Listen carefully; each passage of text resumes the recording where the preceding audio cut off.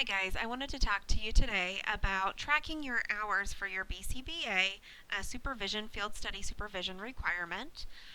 Today we're going to talk a little bit about how to track your hours using the online format, how we classify hours, when you should be tracking hours, and then how to report these on your supervision forms. So the first thing I'm going to go over with you is the different types of hours that you can accrue during your supervision experience.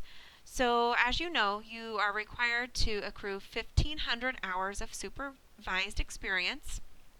Of that 1,500 hours, 75 hours must be spent in direct supervision.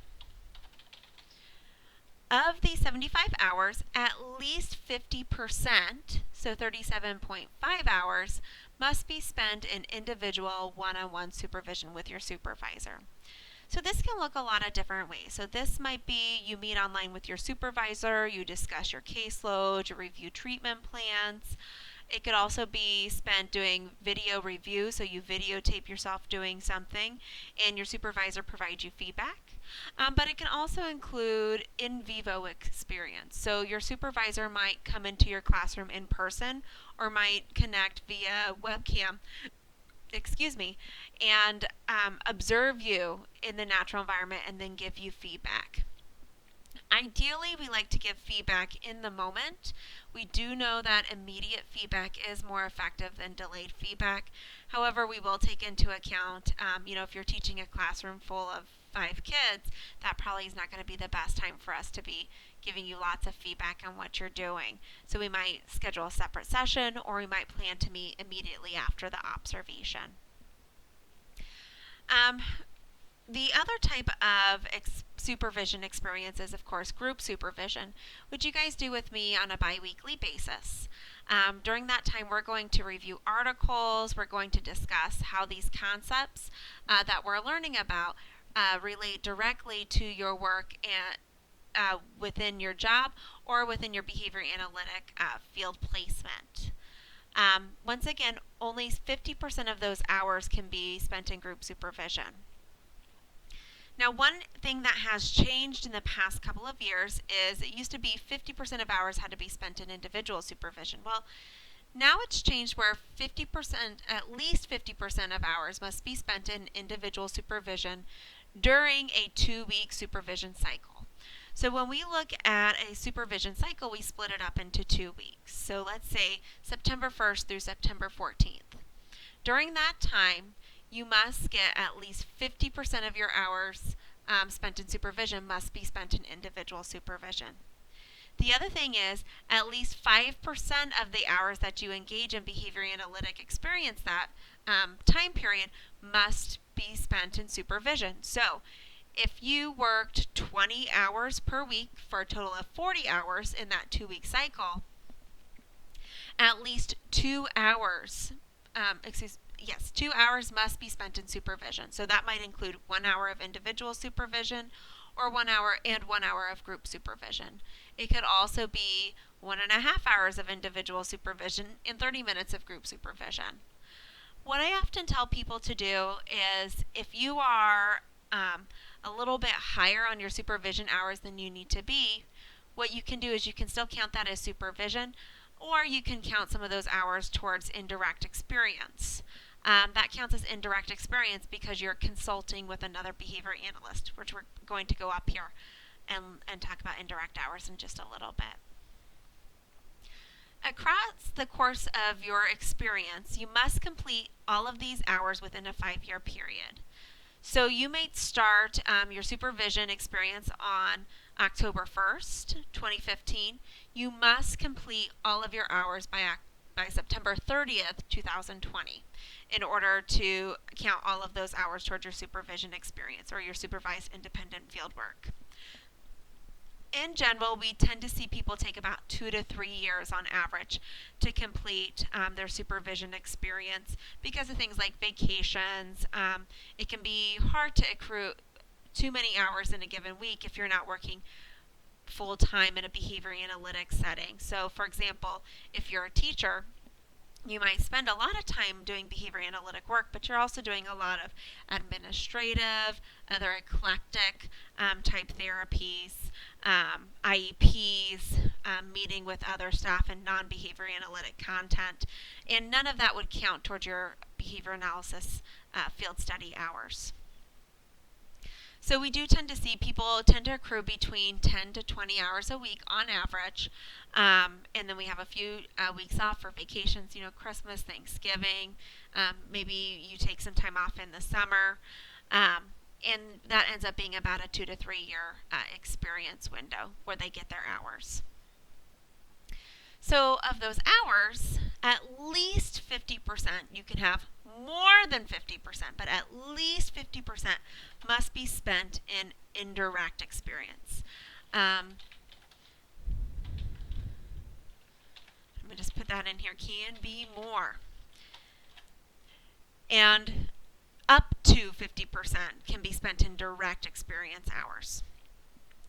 Now, the way the BACB defines direct versus indirect experience is not actually time spent with a client versus time not spent with a client, and that's how a lot of people view indirect versus direct experience. Instead, they view direct hours as those hours that you would typically do as a behavioral technician. So somebody that is working under the treatment planning and the guidance of a behavior analyst.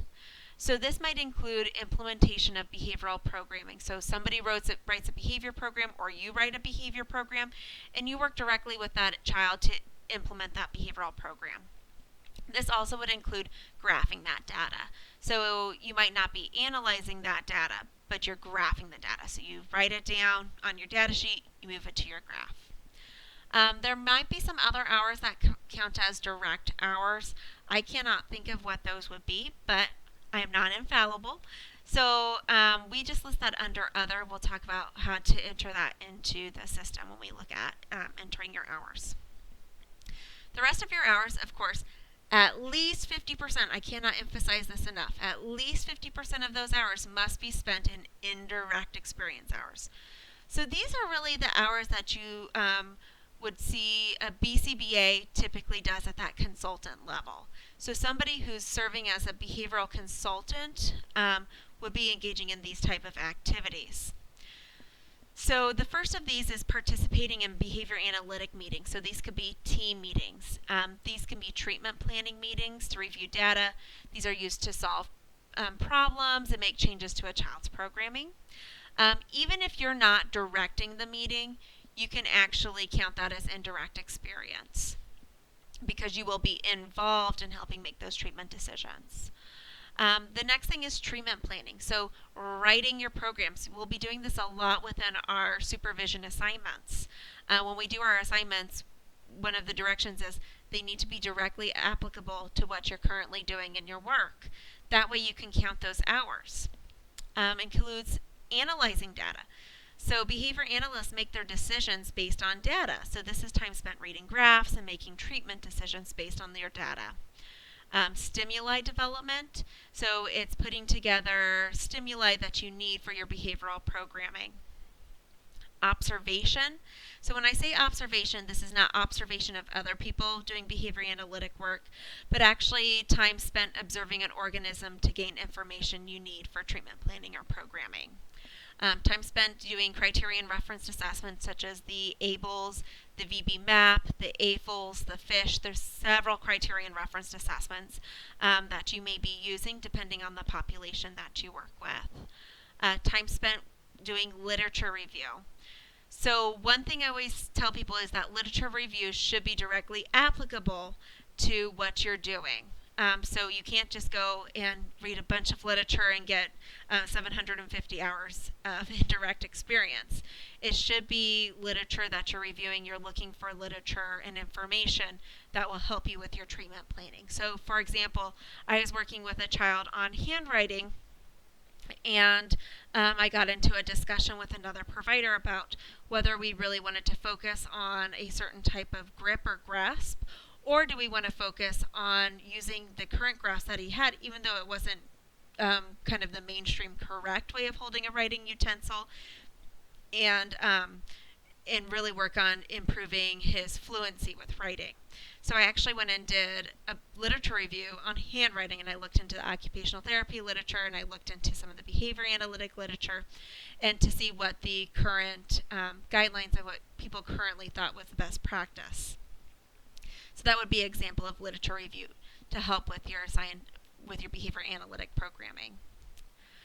You can also do consultation with another behavior analyst. So that is consulting with another behavior analyst to provide feedback and recommendations on their programming or receive feedback and recommendations on your programming.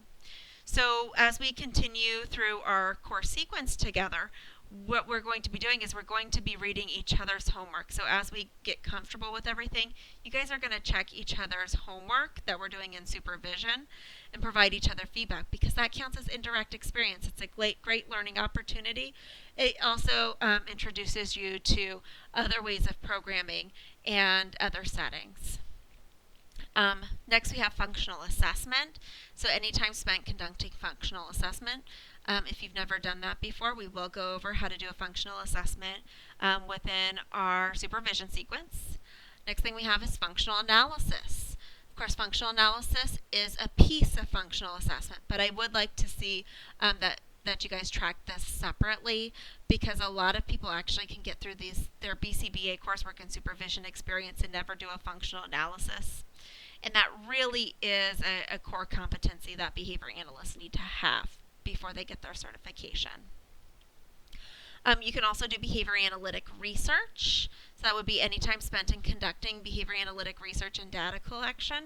I have some of this going on right now. If people are interested in doing that, I can talk to you a little bit about doing some research with us at IBT, or if you have other opportunities within your setting, you might even look and say, hey, you know what, I can do some research here, maybe regarding provider performance. And that's something we can even help you set up, and that's a great opportunity. We really want to be research practitioners. We need to know how to do single subject research to be good behavior analysts.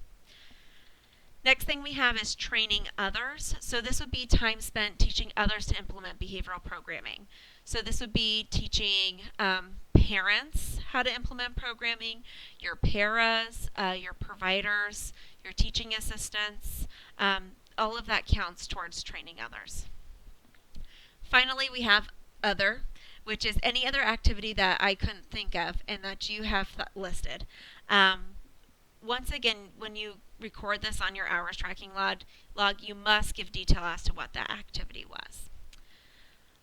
All right, so I'm going to move on to the hours tracking log. So if you go to Blackboard, you log in, you go over to this left column, and we have time tracking links. So go ahead and click on this, and it might come up okay.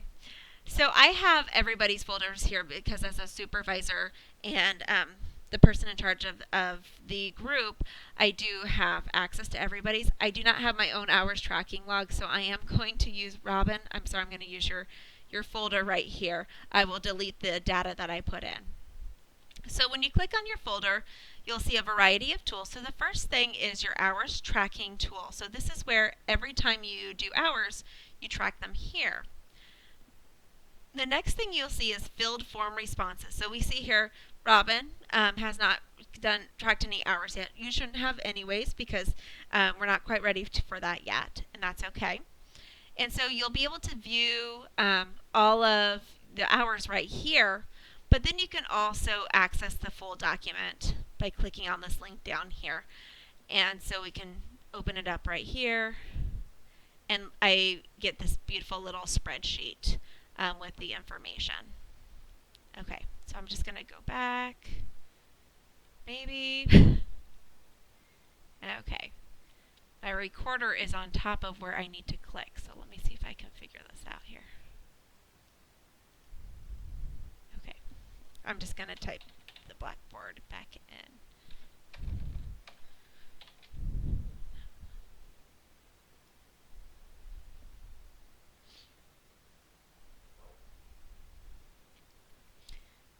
All right, so I'm going to click back in there.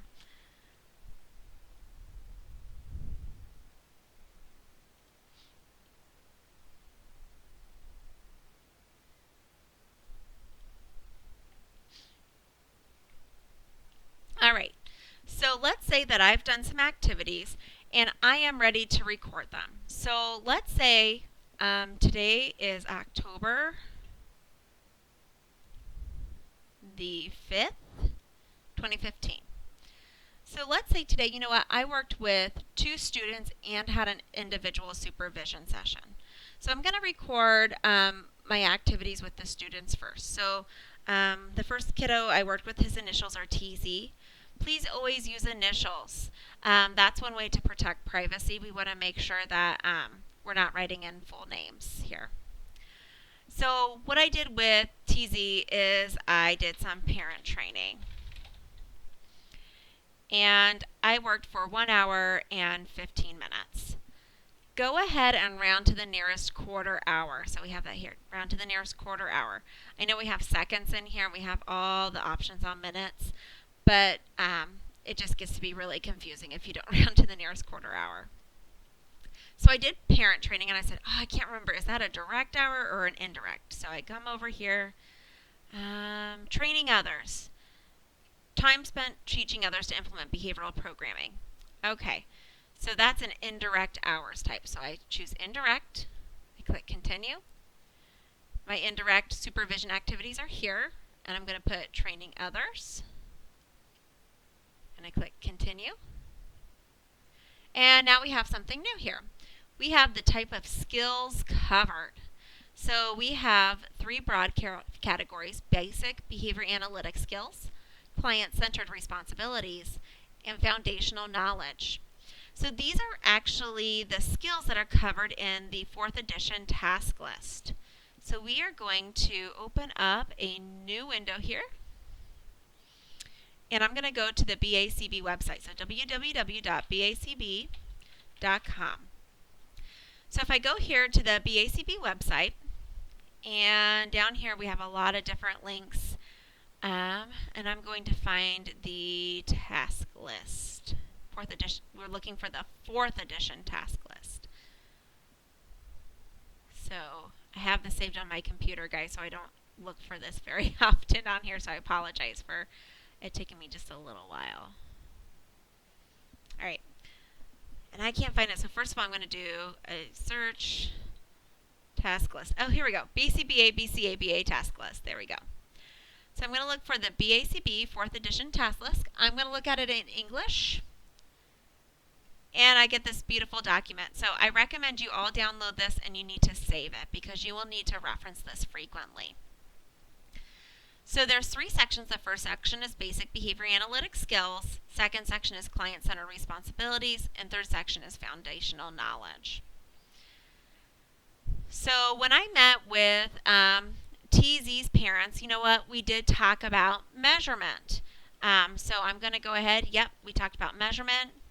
You know what, we really didn't go over experimental design. Yeah, we are using a changing criterion design, but we didn't really talk about it at all, so I'm not going to mark that. But you know what, we did talk about behavior change considerations. So we talked about the unwanted effects of reinforcement and extinction. So I'm going to put that in here. We went over the fundamentals of behavior change, so positive and negative reinforcement. We talked about shaping and modeling. We talked about specific behavior change procedures. So if you look at here, we have a big old long list. We talked about contingency contracting or behavioral contracts. Then the last thing is behavior change systems. So we talked about using a token economy for him. So we went ahead and we'll mark that. Okay. Next, we'll move on to our client-centered responsibilities. Yes, I did review the records. I identified the problem before we started. So I'm going to click on that. We talked about measurement, assessment, intervention, implementation, management, and supervision. All right. Foundational knowledge. I go down here and kind of look. You know what? I really didn't cover explain and behave in accordance with those philosophical assumptions. Yeah, I did do those things, but we didn't really talk about them during that parent meeting. I did actually, though, provide some examples and defined examples of behavior, response, and response class. I'm going to go ahead and do that definitions and examples. We didn't really cover verbal operants, so I'm going to skip over that. And but we did identify the measurable dimensions of behavior, so rate, duration, latency, and inner response time. So I'm going to mark that one. Okay, so I marked all of the skills that are covered in that 4th edition task list, and I hit submit. And I've recorded that session. Okay, so I click on it, submit another response. You know what? I worked with a couple of kids today. So I am going to do October 5th, 2015. I worked with RB. This time it was just implementing programming. So I did that for 3 hours. Hours type is direct because it's direct implementation of programming. I did implementing programs. And went over measurement, behavior change considerations, behavior change systems, measurement. All right, so I'm going to hit submit. Okay, now the next thing is I had a supervision session with my individual supervisor as well.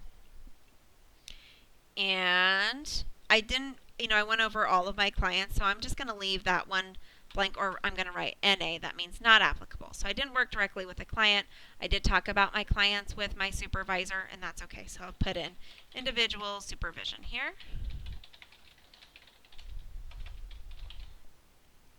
I met with her for an hour. Those are supervision hours. Supervision type is individual supervision. Click continue. What I want you to do is, after you have your individual and group supervision meetings, and you guys might have to remind me to do this for our group supervision, go over this 4th edition task list with your supervisor, because they should be able to tell you, okay, here's how we went over each of these topics. Okay, so let's say I went over this with her, and here's what she said that we went over. And I hit submit. All right, so I've got all these great hours tracked. So every single time you engage in behavior analytic activities, you need to track those hours. You need to track hours for different clients separately and for different activities. So let's say I worked with TZ, I did parent training, and then I did a direct intervention session. So I need to track those 2 activities separately. That just helps us keep track of that direct versus indirect experience, and it allows us to see what are the activities that you're doing. We need to make sure that you're conducting all of these different activities. You're getting the opportunity to engage in all of these activities. As supervisors, we need to check that, and that's why you have to track those things separately. It's really easy to use this tracking form, though, so it's not too bad. I do recommend that you track daily. So set this up, put it in your calendar. Let's say you do it right before you leave work, or you do it before bed, or maybe you're one of the people like me. I answer my emails in the evening. I put my son to bed, and then I answer emails. And, I actually do my timesheets at that time too. So I just have it built into my day. I recommend that you do that so you're tracking these things consistently. If you don't, it's really easy for them to build up and you can't remember exactly what you did. Okay, so I've got my hours tracked here, so I can open it up in my Google Doc. See if I can, I'm going to open it in a new window here. All right, so, look at all these cool things that I did. So, let's see, I have all of these activities. Let's say this is what I did for the week. Now, one thing you must remember is that in a given week, you must engage in a minimum of 10 hours of behavior analytic activities that are supervised. So here I have 5.25 hours. If those were all the hours that I did for the week, I do not have enough hours to count for the week. So I cannot count those hours if I do not have a minimum of 10. Let's say that I worked 45 hours doing behavioral analytic activities in another week. You can count a maximum of 30 hours in a given week towards your behavior analytic experience. So that's just one thing to please keep in mind, that you must work a minimum of 10 and a maximum of 30 hours in a given week. So I'm going to say that, my supervision period is October 4th through the 17th. So, you know what? I still have some time to get some more hours in this week, so it's not a big deal. But I already met with my supervisor, my individual supervisor. The way that you want to track your hours is you must have supervision at least once in a given week. But the best way to keep track of all of these hours is to say, you know what? I met with my supervisor on the 5th. I'm going to count all of my hours from the 4th through the 10th on the supervision form. So if you can't complete your supervision form because, hey, you know what, the ending of your supervision period is actually after you've met with your supervisor for that week, go ahead, just let your supervisor know, I'm going to send it to you every Saturday evening or every Sunday. I'm going to send you the supervision form if that's okay, just so I can get all my hours on there. We do say that, hey, you need to send in your supervision form within 24 hours. But if your supervision schedule doesn't fit with that, you just have to work something out with your supervisor so they know when your supervision form is coming. And that allows us to also keep up to date, because I've had a few supervisees, they'll bring me 6 months worth of supervision forms and I say, I can't remember our supervisions. How am I supposed to rate this? So I do have notes that I can go back and look at, but it's not going to be as applicable as if I rate you within that week. So let's say I have a few more things on here. I did 20 hours this week and I got 1 hour of individual supervision. So the next thing I'm going to do is go to DocuSign, and I'm going to upload my information here. So I'm going to type in my email.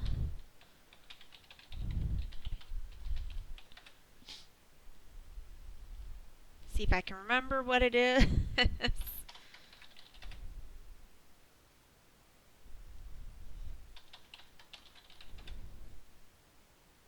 All right, guys, I'm going to pause it. I'm going to figure out what it is, and I'm going to come back.